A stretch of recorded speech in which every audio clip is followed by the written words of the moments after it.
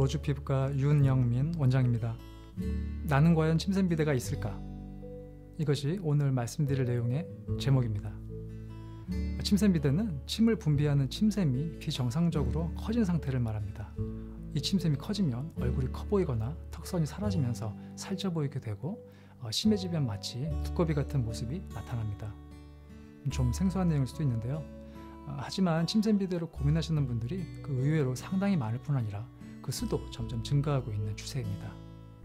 자, 그러면 화면을 보고 계신 여러분들은 과연 침샘비대 가능성이 있는지 한번 알아보도록 할까요?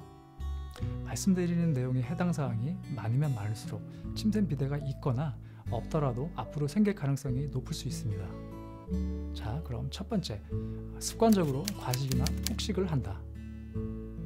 침샘비대를 가진 분들의 가장 공통적인 식습관 중 하나입니다.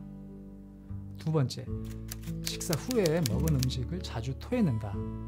이것은 침샘비대를 유발하는 가장 흔한 원인입니다. 폭식증이나 거식증 등의 식이장애가 있는 분들은 거의 대부분 침샘이 커져 있습니다.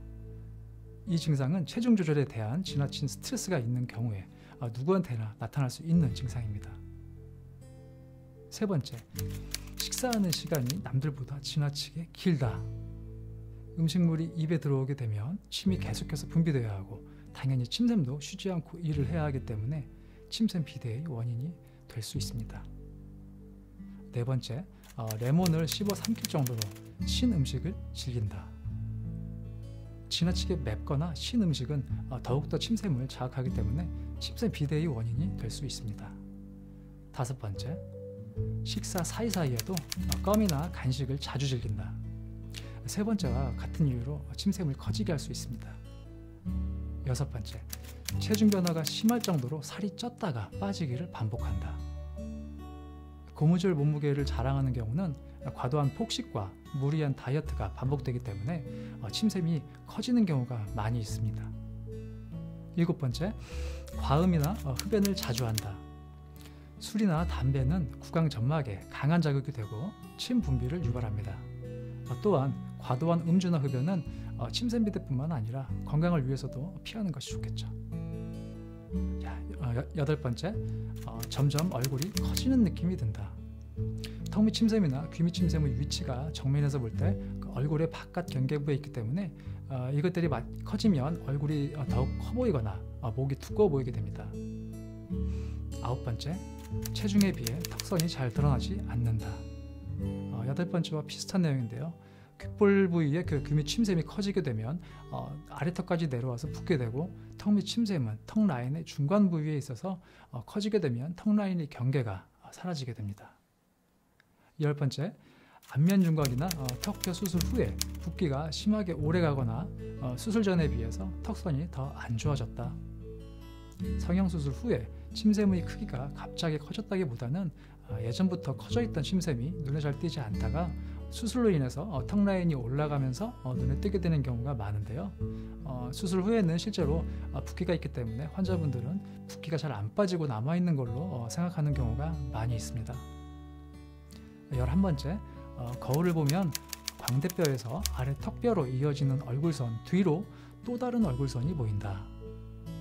침샘이 심하게 비대해지면 얼굴이 커 보이는 것뿐만 아니라 커진 침샘의 경계가 뚜렷해지면서 정면의 얼굴 라인이 마치 두 개인 것처럼 보이게 됩니다. 12번째, 얼굴살을 줄이기 위해서 체중 감량을 한 후에도 얼굴살은 거의 변화가 없다.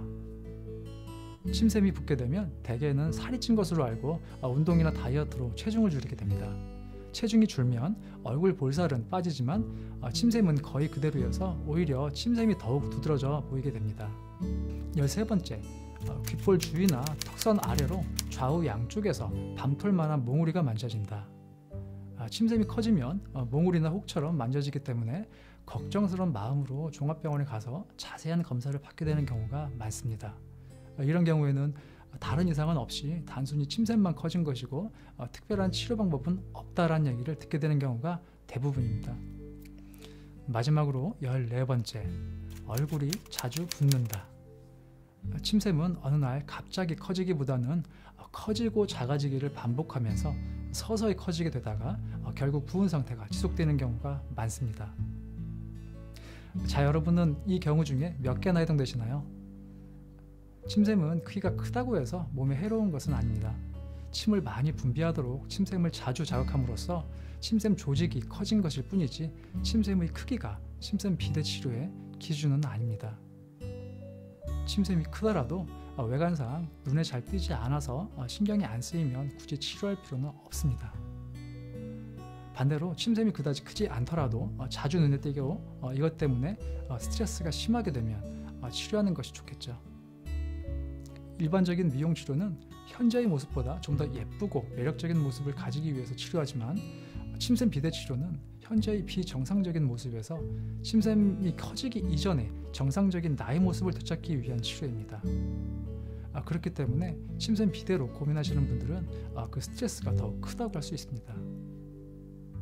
따라서 커진 침샘을 치료하려고 병원에 내원하시는 분들은 외모에 관심이 많고 미용 치료 경험이 있는 분들도 있지만 그다지 미용 치료에 관심이나 경험이 없는 분들도 이 침샘 비대만은 꼭 치료하려고 병원에 내원하시는 경우가 많은 게 아닌가 하는 생각이 듭니다. 다음 시간에는 보톡스 치료가 정말로 침샘 비대에 효과가 있을까 하는 내용에 대해서 말씀드리도록 하겠습니다. 시청해 주셔서 감사합니다.